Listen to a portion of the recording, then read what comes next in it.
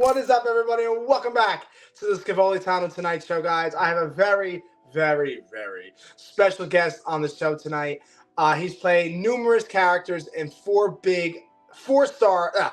Let me rephrase that: 4 characters in 4 films of Star Wars. He's a talent to this world. You might have seen him recently on The Acolyte. He's not voiced, but he plays the character Senator Chewant. Yeah, Chewant. He is voiced by David Collins, a legend voice actor. He's really talented. He is. David Collins is the best. So Dee Tails, everybody. We will talk to him about his R&B group because we got to throw it back a little on the show, We'll get that money, And then we will talk about his cons experience, his convention experiences, everything on Star Wars, his films that he's been on, and The Acolyte, of course. So, Dee, how are you, my friend? I'm good, brother.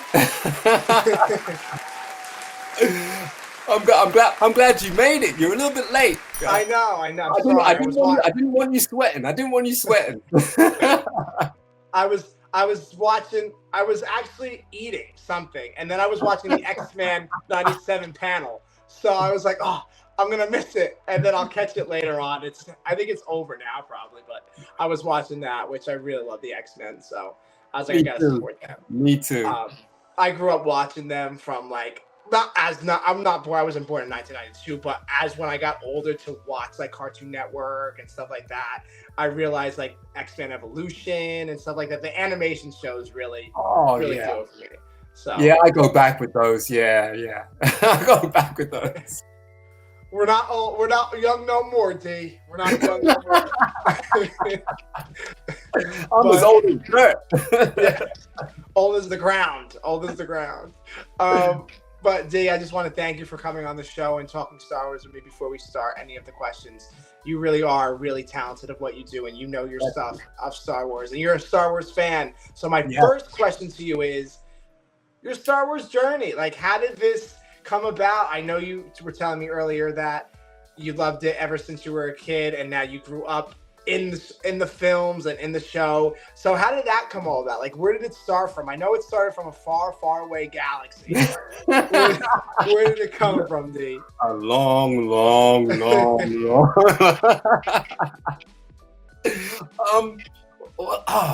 Well, I got introduced to the whole Star Wars world, first of all, with the trading bubblegum cards in the playground. It's like some of the kids had already seen this movie. I didn't know what the hell it was, but on the way to school, you bought your sweets, you bought your bubblegum that you weren't allowed to take into school, and you do your trading, and you'd look at these cards. And, I would look at these cards and just marvel at what I was seeing, because I didn't know what I was looking at, seeing these guys in a spaceship cockpit and seeing these droids and thinking, wow, what is this? What is this? And it didn't really hit me until I was watching a behind the scenes TV show, which came on after Sesame Street. And on that show, they covered Star Wars. I didn't know it at the time. When you're a kid, you don't know there's a cameraman filming something. You just see it and just take it all in, right? Someone's there. You don't even sort of think, well, whose eyes am I seeing this through? You don't think of any of that. So I learned a lot about what it takes to make films, just subliminally, just by being in awe of what was going on. And some films I recognized, like Dune, like the first Dune movie, I saw the making of that. I was thinking, wow, what kind of film is that? Wow.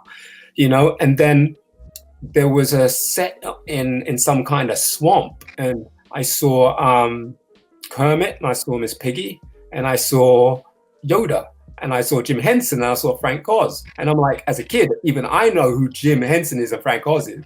You know what I mean? So I was like, hang on a second. What's going on? That drew me straight in. And then I watched some more of those behind the scenes at different periods, because I think one was just about Star Wars, and then the rest were the inclusion of Empire and Jedi. I can't really remember, but it's all a blur. But I remember seeing Luke Skywalker on Cloud, was it on the Cloud City?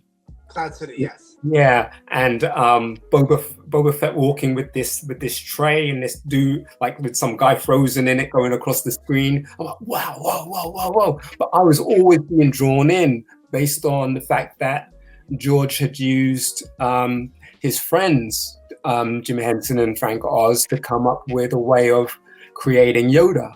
And it was years after that it came on VHS. And then I got into it that way. But by then I'd already acquired a few figures. I didn't know who they were, what they did, but I was digging these little figures. But that was truly my way in. And along the way, I fell in love with George's backstory, of how he made that movie and what he went through to make that movie, followed by how that one movie allowed him to move on to Empire Strikes Back and then Return of the Jedi. And what seemed to really inspire me the most was his self-belief. No one believed in him. Only a handful, his friends who really couldn't do that much for him, but they were big enough names like Coppola and Spielberg, and yet through all of the stress of shooting this thing and then getting to a point where you get it edited and then the editor doesn't get it, and so you've got to start all over again and do it yourself, and then with a whole aspect that no one was aware of. How is the whole cast, the whole production weren't aware of how these spaceships were going to look, how the fights were going to be shown on the screen. All they had seen is the mock or the previs, the black and white ancient previs of World War II fighter plane that he put in there to cover those sequences or scenes where he was going to put in the special effects that he hadn't even developed yet. Oh wow! When someone is able to achieve those things, and even when an industry says, "Nah, we're not interested," and tell everybody else if he comes by knocking, tell him that you're not interested. No, we're not interested in sci-fi or nothing. No one. He got blacklisted. No one wanted to touch it. And yet, look what he did. And that's why Star Wars had the impact that it did at that time and continue to do right up until, what was it, mid-80s or something, when I got to see it on VHS, and it was still stood the test of time, and so many films and so many TV shows tried to replicate it in some shape or form. The toy world went off the hinges. They were producing toys that I couldn't even save up enough money to get. so I'd wait for my friend to get all the stuff, and then I'll take what I had and we'll go around his house and we play with the figures and reenact these scenes and stuff like that. But that had always stuck with me. And throughout the years, periodically, I will always go back and watch his journey and his story of how he did that, because by right, we shouldn't have a Star Wars, but he saw it through, and then said, what, I've got another two, and then later on, said, hey, I've got another three, but it's just, it's that's my Star Wars. That's kind of like my Star Wars journey into that world. I had never been to a convention. I'd never met other Star Wars fans, other than a few people that would collect certain things, like a sticker book, or like Panini sticker albums and things like that. But it wasn't that. How do I describe it? It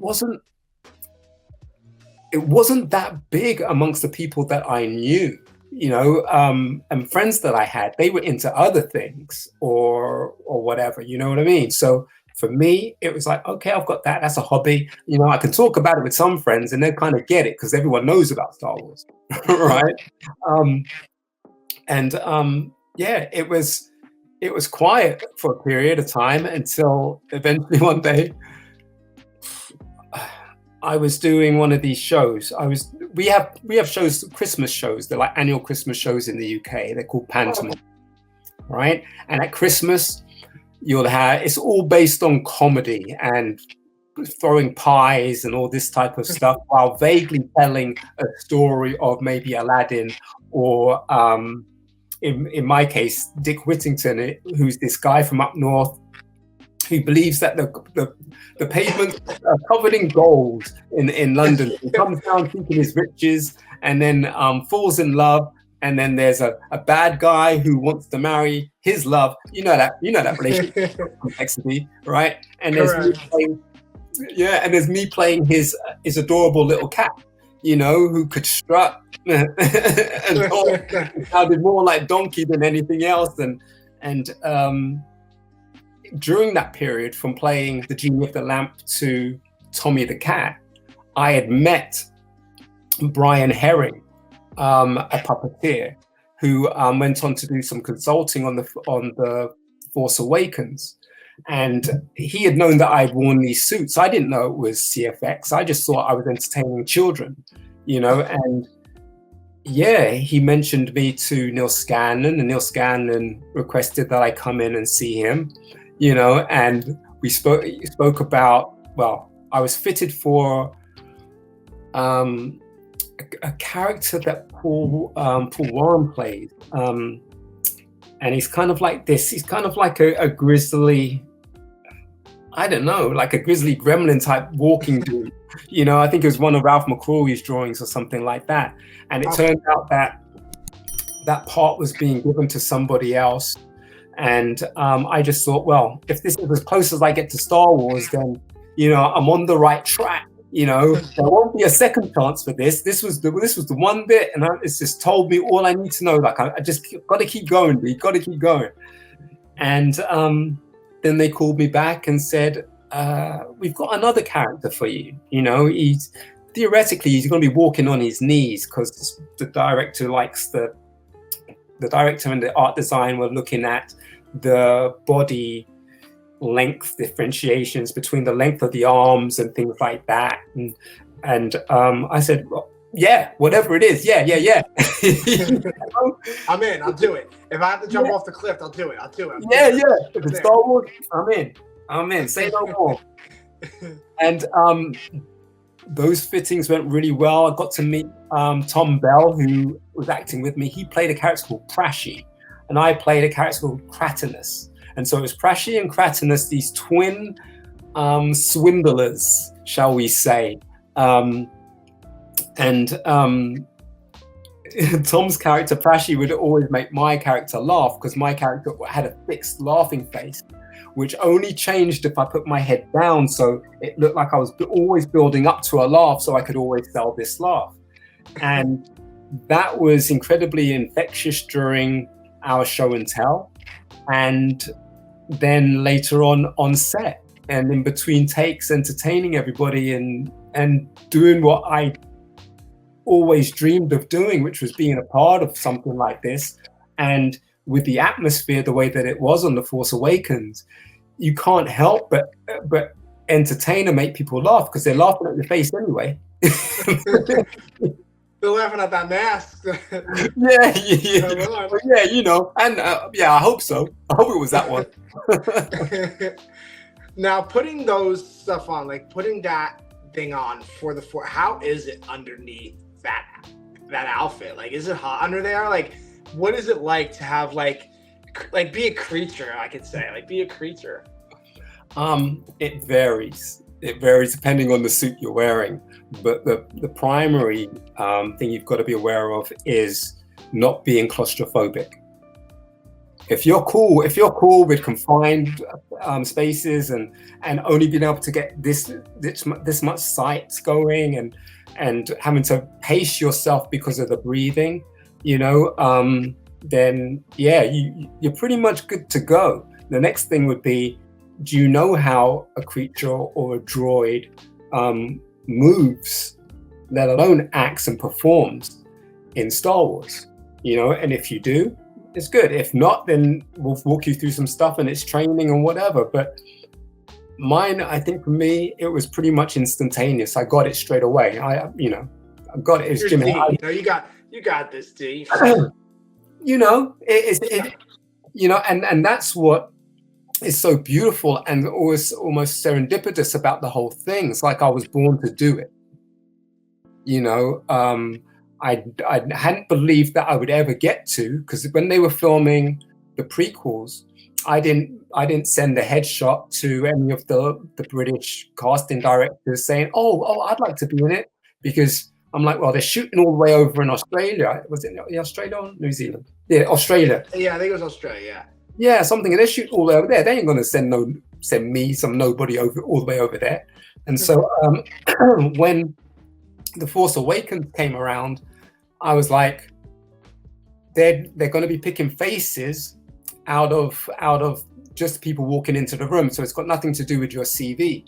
And I worked pretty hard on my CV up until that point. And I'm like, I don't know if I could face walking in there and them saying, nope, you know?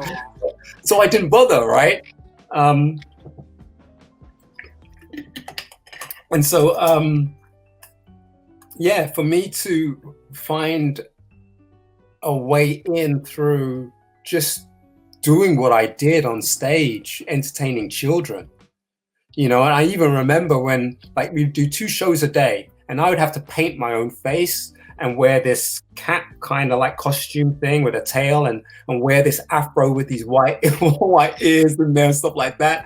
And on some really tough days, because he had to be a really energetic character, I'd always think, oh man, I don't know if I can do this next show. I'm a bit mashed. And then I think to myself, but what if this is the show George Lucas walks in on? Or what if this is the show where Spielberg's sitting right at the back, right? So that, along with them turning on the microphones of the audience, so you can hear the audience, and hearing all the kids. As soon as I heard all the kids, I'd wake up. I'd be like, oh man, they're ready for it. They're ready. I've got to do it. So yeah, to go from that to being in Star Wars and not technically going through a conventional route, but going through a professional conventional route, being spotted by somebody who ends up working there and knowing, well, they can handle working in a suit. You know, that was a big deal. But these suits, they vary, you know, from like Kratos' head for The Force Awakens. That head is made out of a foam, right? And underneath that foam, we wear like a black balaclava type headpiece, right? And so we put this mask on and it rolls over and whatever. And they have to keep checking on you every 20 minutes because the substance that foam is made out of will make you pass out without you even seeing it coming. Oh, wow. Right? And so that's why you see them on sets with the fan blowers sometimes if it's a big suit, but if it's one of those rubber suits, they'll always keep checking on you, making sure you're getting enough air. And with that suit, lucky enough, Tom and I got enough air to be able to sit next to a fire pit for about 5 days. You know? Oh, wow. And thankfully, that fire pit stopped. That fire pit and the heads we were wearing and the costumes we were wearing kind of blocked out most of that heat. So it was quite a fortunate situation. But for example, when we were working in where is it now? Fuerteventura for Solo. We were pretty much in the desert. Kind of near the sea, but not close enough, right? But we were working there while we were coming into this tent, trying on our heads. Like I was wearing a head of a lizard. You'll see it in some shots where you've got a shot of Alden as Han Solo and he's looking towards the camera and he's kind of in the desert. Behind him, you'll see Regineer Teed, which is this lizard face guy, and underneath the chin, there was mesh just for some air. The mouth was kind of like about that much, yeah, in terms of about that much. There to get, and the eyes had tiny little holes. So there was some air coming in. And before going out there, I knew this head was going to have a mask put on top, being one of the Cloud Riders in disguise. In the end, they used the framework of the lizard, so I didn't have the whole thing on. But with that on top, I knew I was going to need something else just in case it got really, really hot out there. And I requested a snorkel tube. And this tube was slipped in under the head so I could put it in my mouth, and it went over the back. And so if I had my mouth on it 24/7, I was breathing fine, and I could stay in that head for as long as I wanted to. They had to keep checking, but I had to make that work for me. And while we were in this tent, I think one of the extras who wasn't even wearing a head passed out. Oh wow! Right, and so and they were a local. They were one of the locals, So what we do is we take it very, very seriously. We have a lot of fun in these suits, but the people around us, our carers, I call them, do keep a close eye, because you never know when it's going to sneak up, especially if you're in a foam head. If you're wearing a mechanical head, sometimes you can see out of it, and sometimes you can't. And you've got someone in your ear talking to you, telling you which way to turn, how high to look up, how low to look, and all that type of stuff. But when you're in those heads, you're always working out how you are going to pace yourself with your breathing, because when you're trying it on, it feels different to when you're actually on set. And I don't know, I just love it, They called you up and said, oh, we've got a low head to put on you, he's in a bed to go, whatever. You won't be able to see much. You might be able to see out of the nostrils occasionally. It weighs quite a bit. We're going to have someone in your ear, and while they're in your ear, you're going to hear the mechs turning, because we've got two guys doing your face. Are you cool with that? What are you going to say? I'm down. Playing this Last Jedi, as a and that's another thing, we don't really know anything about the stories that we're in. We're called in for one scene, if we're lucky, a few scenes, but we don't generally know the story. So we come in and we deliver the lines that will facilitate the actor or actress responding.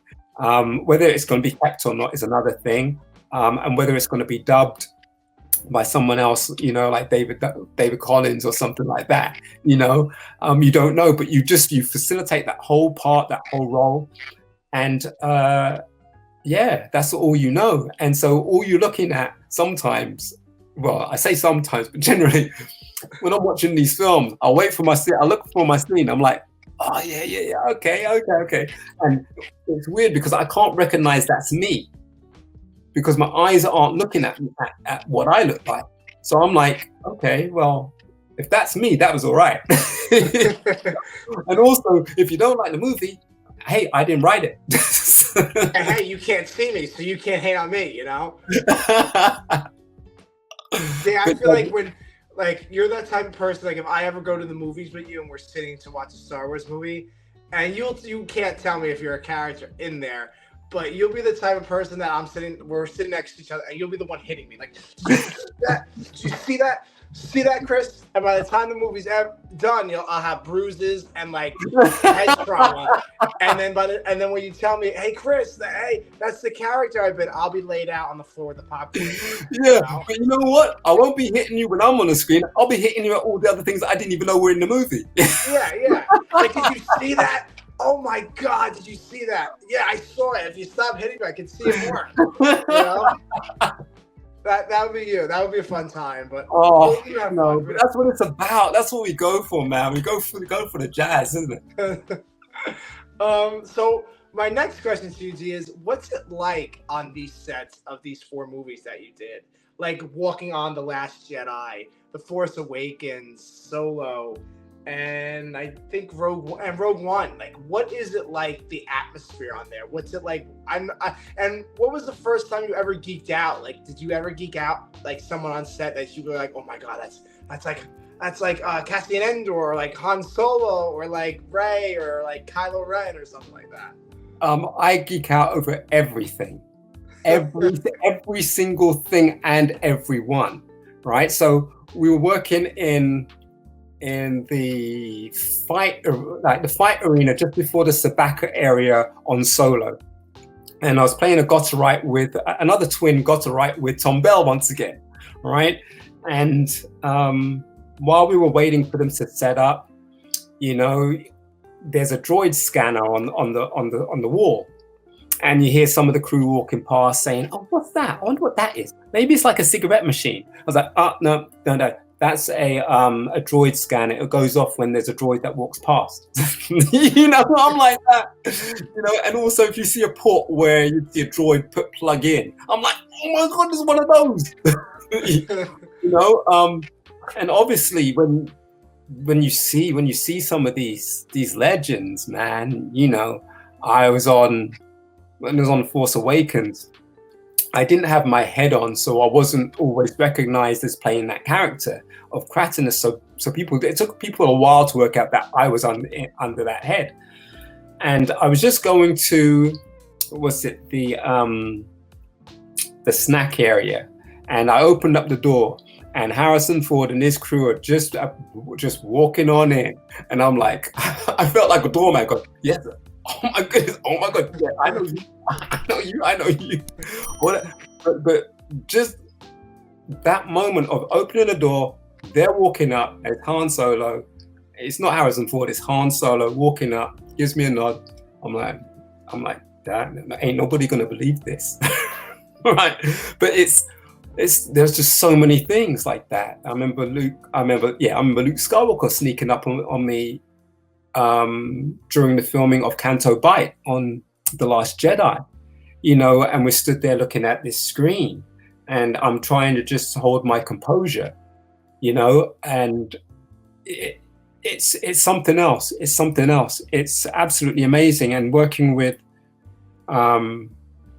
Phil and Chris, as well as Ron Howard on Solo, I got to spend at least 4 months working on Solo, which is probably the longest I spent working on any of them, and enjoyed every single minute of it. You know, I got to hang out with, I didn't say I get to hang out. I mean, I was walking with Donald Glover as we were walking through the set, and I was talking him through what the puppeteers are doing and stuff like that, and just having that conversation. And I'm talking to Donald Glover, man. I'm talking to Childish Gambino. I'm like, what? I'm like, what? Yeah, you should have told Childish Gambino, "Hey, I was in an R&B group in the 90s, you know? You heard my song, you want to hear it?" I would have been like, you know what? I should be more like that. But I'm, you know, I get lost in the moment, and then I'm like, okay. Do like just be normal. Just talk to him. He's a human. He's gonna talk to you back. I would freak out. Like me, I'm a type of person, like, I'm excited over really much everything. Like, I'm excited, just you're eating food and I'm excited for you to eat the food. Like, I'm just like jumping around. Like, that's me. Like, that's my energy 24/8. So meeting these people, I think, like, when I went to a con and I met like Ashley Eckstein and Matt Lantern and D. Bradley Baker and stuff like that. Yeah. People, my friends told me at the time, they were like, "Chris, you were so calm. Like, you were so, like, you weren't like, you were joking, of course, the break at the moment, of course, but you weren't like, we didn't see you like, oh my god, let me like that, like I am like at their house or my house or my other friend's house." So it's like, wow, Chris, like, you really did good. I was like, thank you. I try my best, you know. You know, and then when you get back, you give yourself an Oscar for that performance, you know, and you know it's deserved, right? It is. It's like, because I've been doing like this show for so long, and I went to Rhode Island maybe 2 years ago, and I filmed so much there with Star Wars people. So, like, to talk to them and hug them and actually hug them and like, not be friends, like, be people that we know, like, okay, we're here for you if you need it. You know what I mean? Yeah. So I don't get really, I do get nervous, but I don't get like overly like anxious like I used to be. But I still get the jitters though. I still do. It's look, And that's me from walking, like, I'm kind of on my way there, depending on what type of suit I'm in. Like if I'm in Rogue One, I know I'm in a droid suit, and I'm like, oh my goodness, I'm actually in a droid suit, you know, and it's a brand new design of a droid suit, and I'm the first to wear it.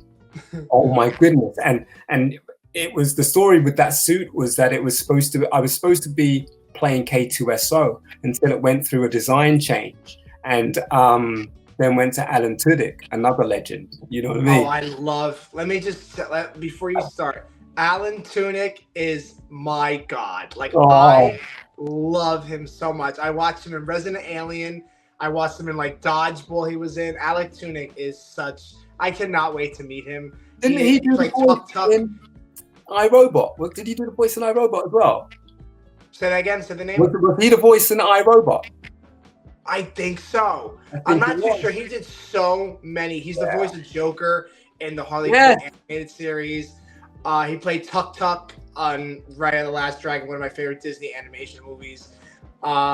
He played something else. He played in what's that Disney movie? I don't know. I forget the Disney movie.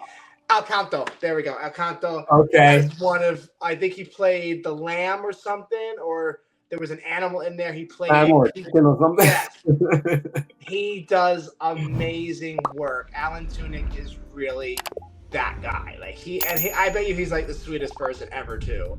Well, I saw him at a distance. I didn't get to meet him, but it was knowing that it's that thing, knowing how Lucasfilm work, you know, and how even when they're shooting, they're evolving characters, they're changing certain things. And like I said, like watching the behind the scenes of things like that, like even the prequels has the most amazing and extensive behind the scenes ever on a DVD box set. Is absolutely incredible. You know, I could sit there and watch it for hours. Hours would turn into months because I'll fall asleep because I'm watching it before I go to bed, then having to work out where I stopped it last time. But getting deeply involved in all the people that went into making these things and designing things, like Chang, for example, a legend. And I love Sid Mead's work. You know, and I know all these cats love Sid Mead, man. I'm like, well, there you go. That's why it's so good, right? But it's all of that. It is, and it's amazing to see, like on set, like you guys have a good time, because I know like a lot of people don't have a good time on set, but I know you're like, I told you would be the guy hitting me in the face when watching the movie. You look like I can't wait to meet you, Dave. We're gonna have so much fun. Yeah, I know, right? Like we're just gonna like go like this to each other and see who wins first. And then we'll just start going like this to each other and like just fighting. Like we're just so excited to see each other, you know? We have to find a screening of something to see, man.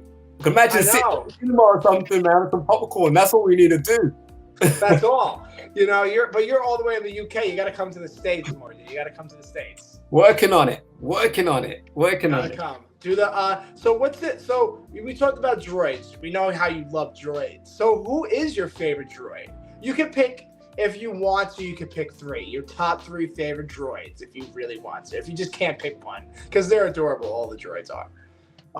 Yeah. R2. R2 is my number 1 guy, man. R2. R2, just all the way R2. BB-8's kind of close because when I've been on set and Matt Denton's been operating this beautiful droid, he can tell me how it works, and it means nothing to me. It just doesn't register, you know. And when I'm walking away, he'll make it walk alongside me, beeping at me, and the thing is real. The thing is alive. It's alive. It's a beautiful experience to have a real live BB-8 just jamming with you, you know. And you respond to it, you know. And on a set, you know, you're talking about the sets. On a set, it's so inclusive. You know, we have so many amazing puppeteers, people that do the animatronics. from people who wear the suits that may need some kind of tech or some kind of advance to it. It's one of these things where even hair and makeup, visual effects, everybody just jumps in. Everybody just jumps in to help each other out. It's just a beautiful family to be a part of.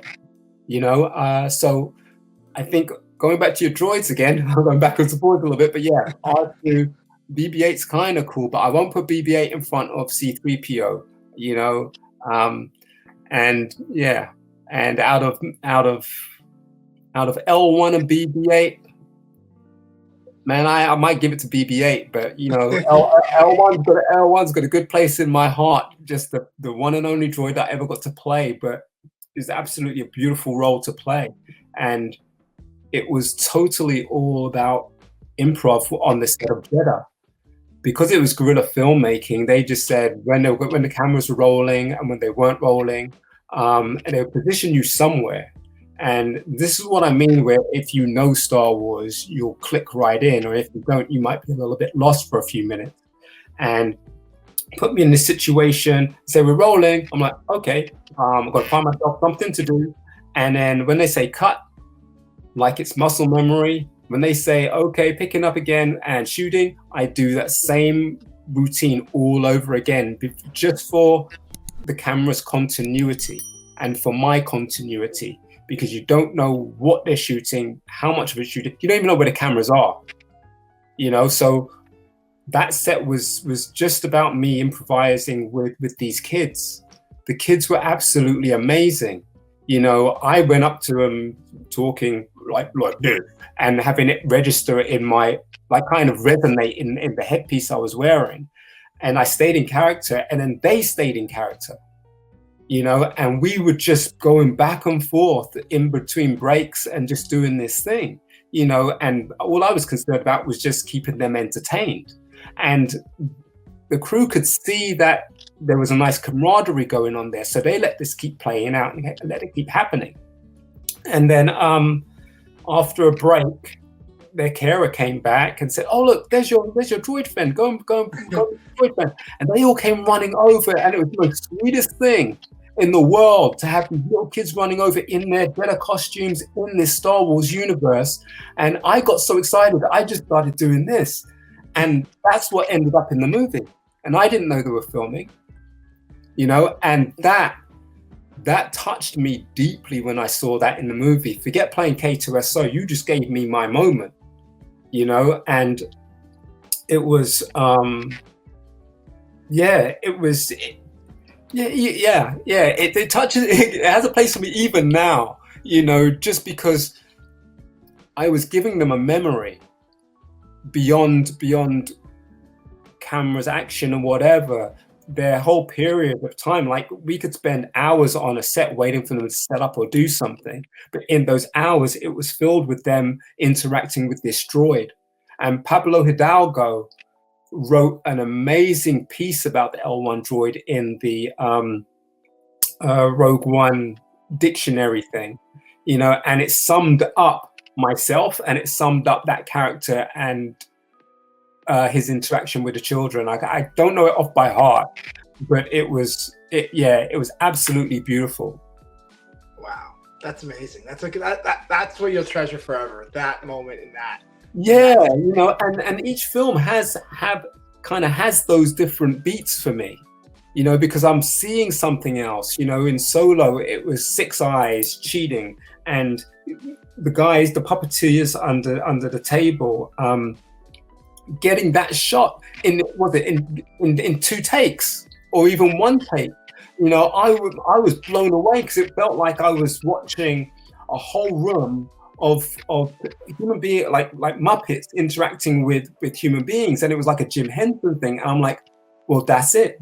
This is why these guys are the best in the world, And regardless of whether anybody else walked away from that, I told one of the puppeteers, I'm sad, sorry to say I've forgotten his name. I know one was Matt Denton and there was another guy, but I told him that is the best sequence I've seen.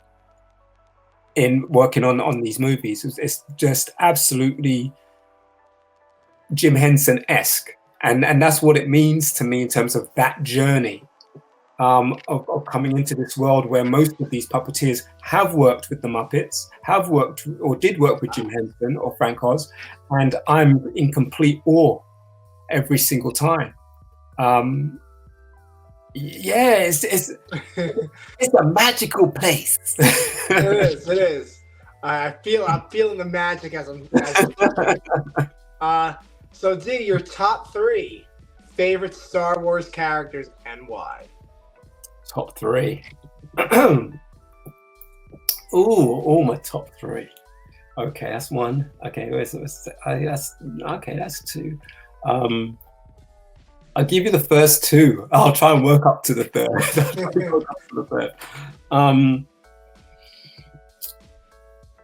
The first one is R2. R2. Yeah, you know, it started off with it being about R2 telling these stories, you know, and it was the story, Star Wars was being told from the perspective of these 2 droids, you know, and that may be the case for maybe the first 3, maybe the first 6 or the whole 6 of them, you know, before BB-8 came in. But his interaction and comedy that wasn't patronizing, you know, when he made a beep and a bop and 3PO says to mind your language, you know, that is pure class, because the children relate to that and their mind will say, well, what the hell did he say? You know, and adults are like, yeah, I'm glad he can't speak, right? Because I got my kids here, right?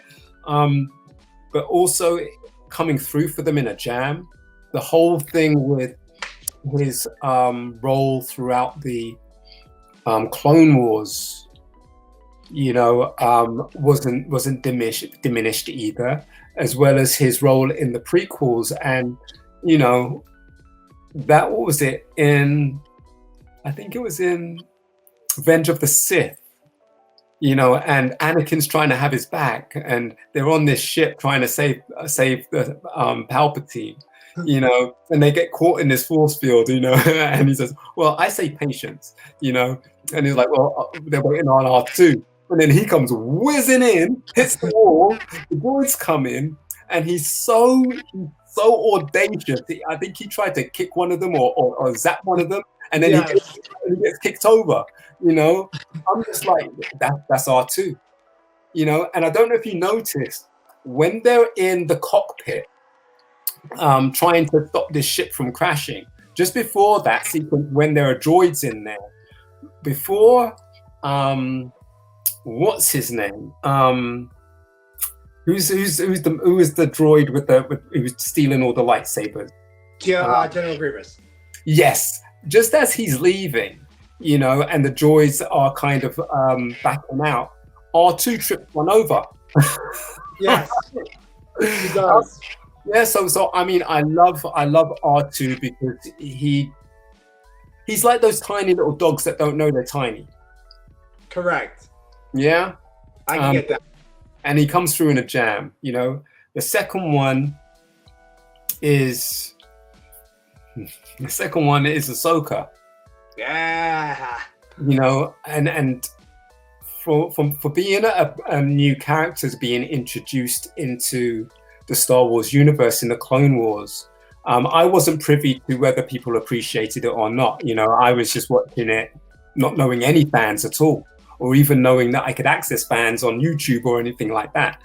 And her story, like watching it on the box set and not having to wait week by week, you know, you catch it all pretty damn quick. And her story, which was inspired by the betrayal, you know, I call it a betrayal.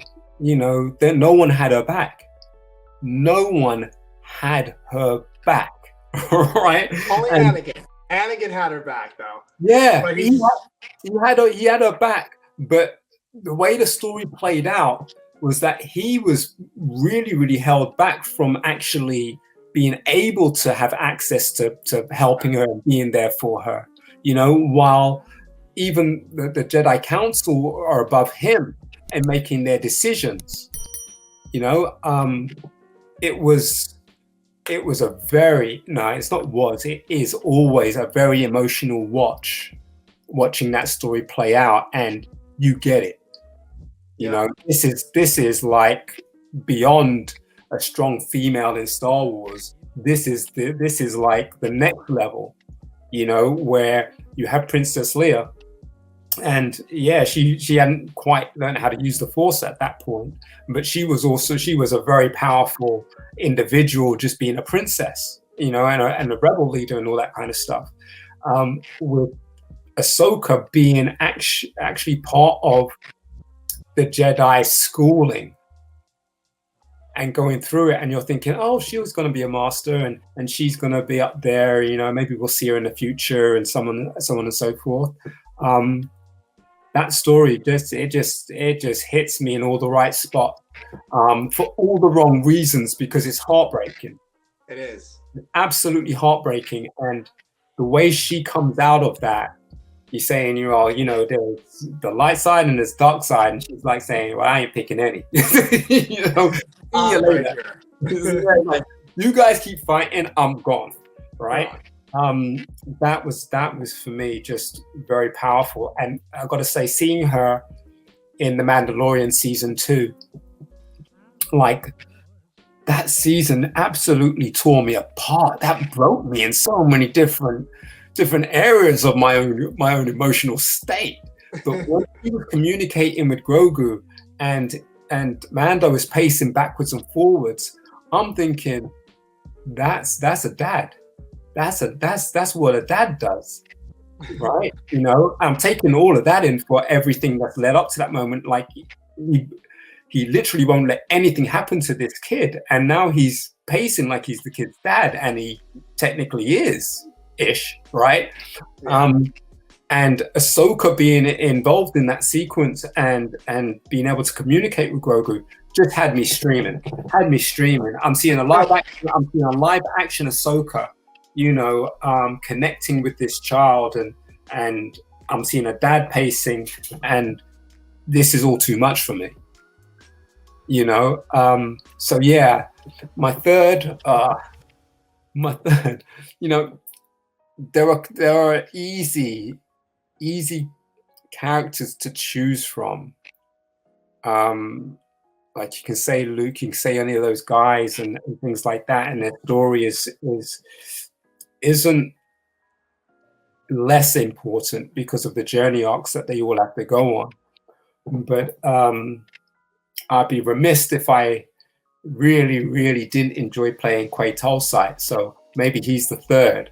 You know, I got to play the first ever live action Pike on screen, and had an amazing filming experience doing that, with some amazing directors. I was totally blessed 100%. And when it came to Ron Howard, I grew up watching Batman, the Batman TV series with Adam West.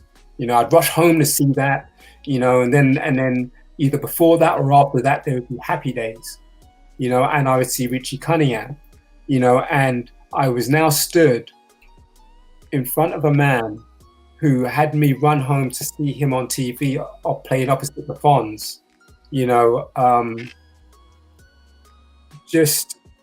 It was serendipitous. It doesn't really cover it. You know, everybody else on the set is saying, oh, Ron Howard, because he directed this, he directed that, he directed this. I'm like, nah, I grew up watching his show on TV. I grew up watching Happy Days. This is some next level voodoo. You know what I'm saying? It's just out there. And also getting to interact with Donald Glover, Emilia Clarke, Phoebe as the droid, you know, Jonas, as the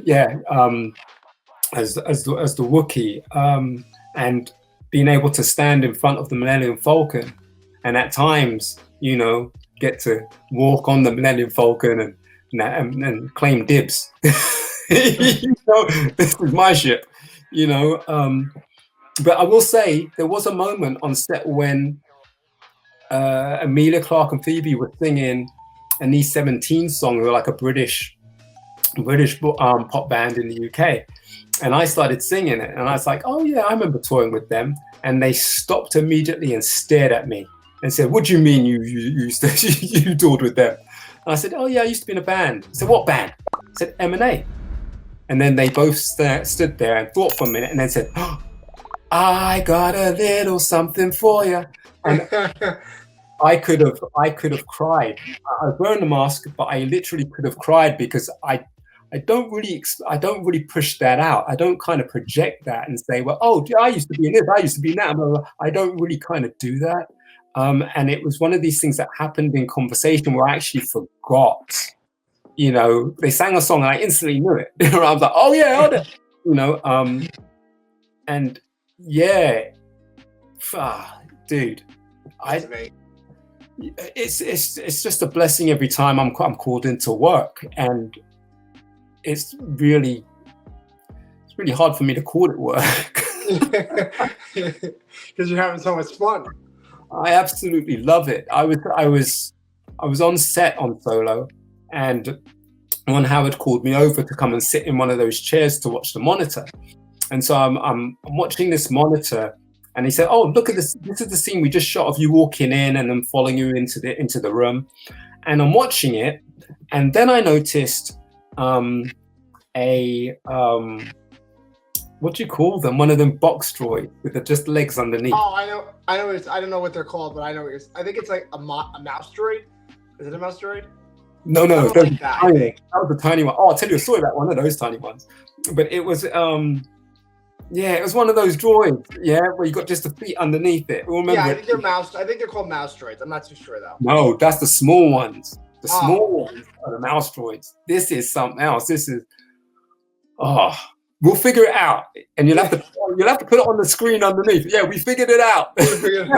It's called this. Yeah, but I saw one of them coming out of the wall.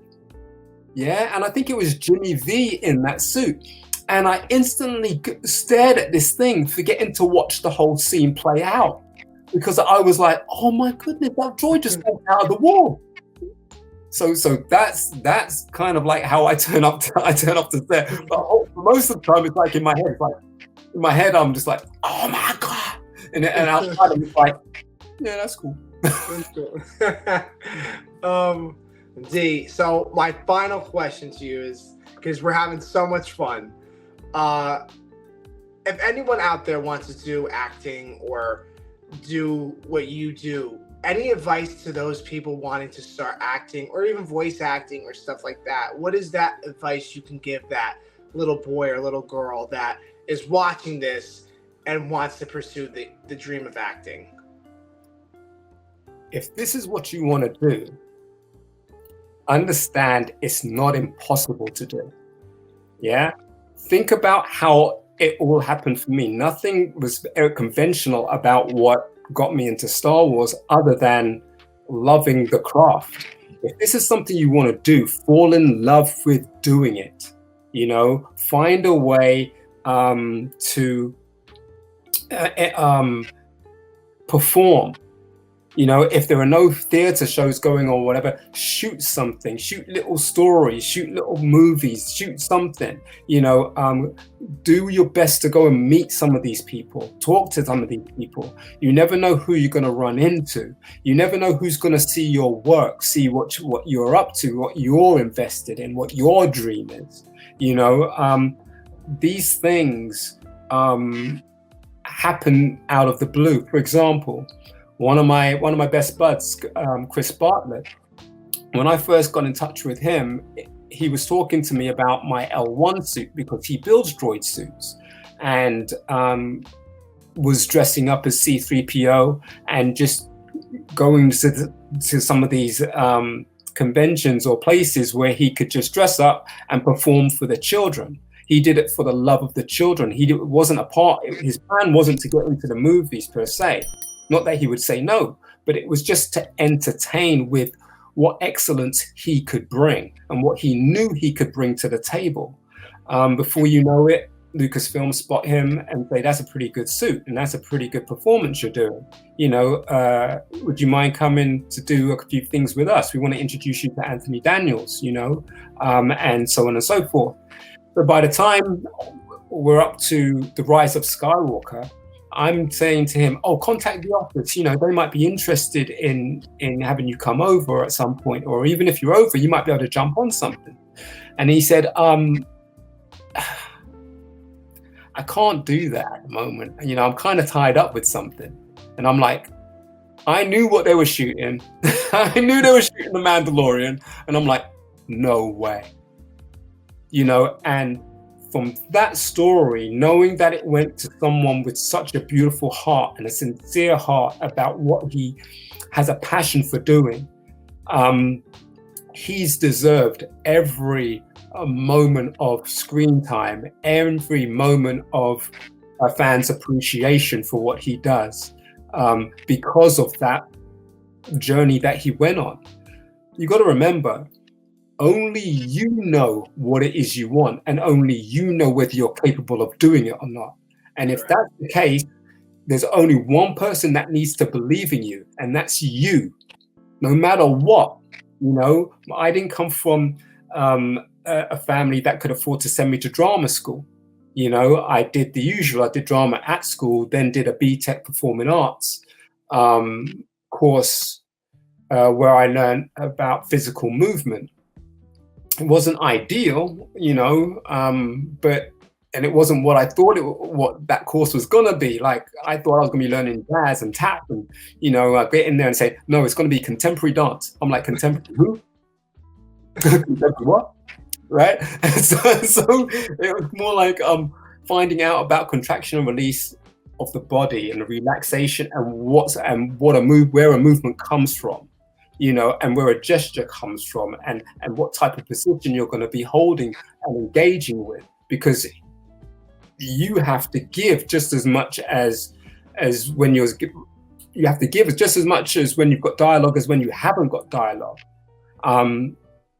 And then it just kind of falls into place with, if you love this kind of CFX world, research it, go back, man. Let's check out some Jim Henson movies. Check out some behind the scenes of Jim Henson movies, for across the board, so you understand that. But at the end of the day, it's you. You've got to believe in you to make it happen, man. I had posters on my wall, and every poster I had on my wall, I ended up having an association with, without even thinking that that's what I was doing, but just by keeping my mind alert to my dream. And so I had posters of Janet Jackson on my wall. I toured with Janet Jackson. I had posters of Madonna on my wall. I met Madonna at Top of the Pops. I had posters of MC Hammer on my wall. I was working at Wembley Arena where the concerts were happening. I met the wardrobe assistant. She said, come over to Oakland, California for an audition. So I went over for an audition, and I was supposed to be picked up for the next year for the Too Legit to Quit World Tour, but that didn't make it because he lost money or went bankrupt at that point.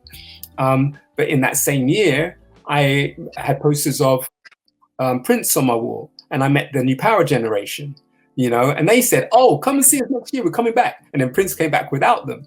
And then they're going into the next year, I was already in a band. So it wasn't going to be dancing for anybody, it was going to be singing, rapping, choreographing, and styling this image that the band would have and put out there. So it got stepped up a little bit, then gave me a little bit of leverage to find myself an agent, and also going back to the posters, the only poster I didn't take down from my wall was a Star Wars poster. These things, what I'm saying to you, it's not easy.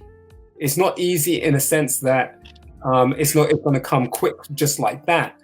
I think your passion and your heart has to build up so much energy that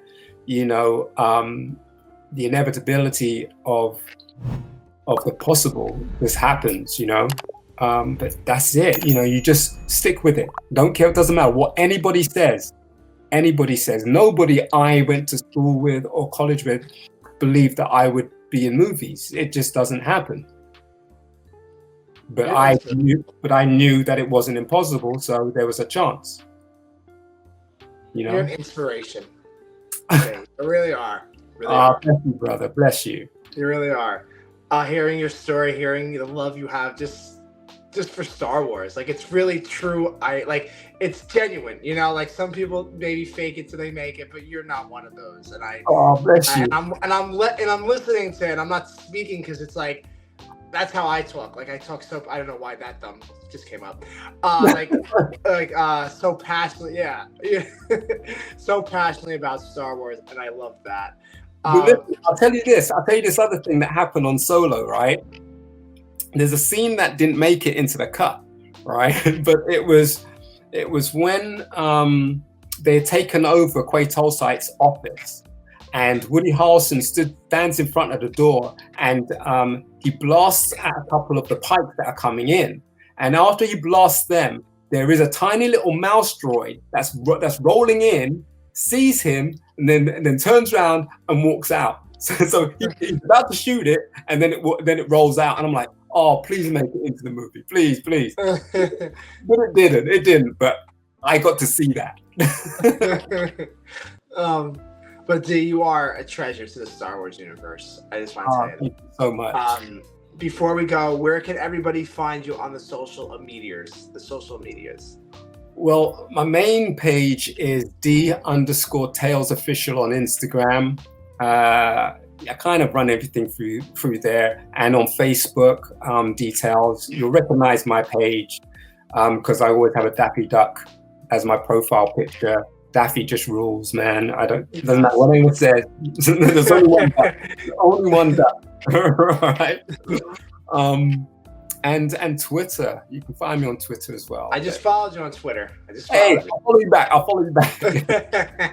But Dee, I will put all the links, guys, in the bios to follow Dee and support him.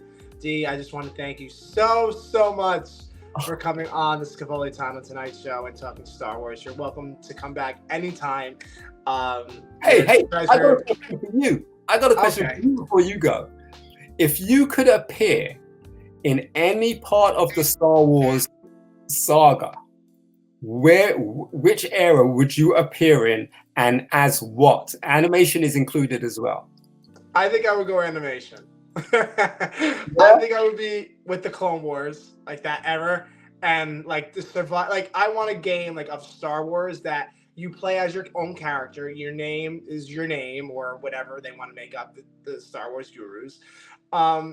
Of you surviving, going through the steps of Order 66, and surviving. Wow. I was not expecting that.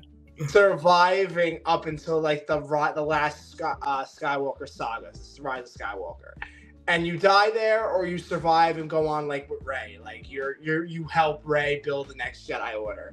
Like I think that would be like voice. Like I love voice acting. I would love to be a voice actor.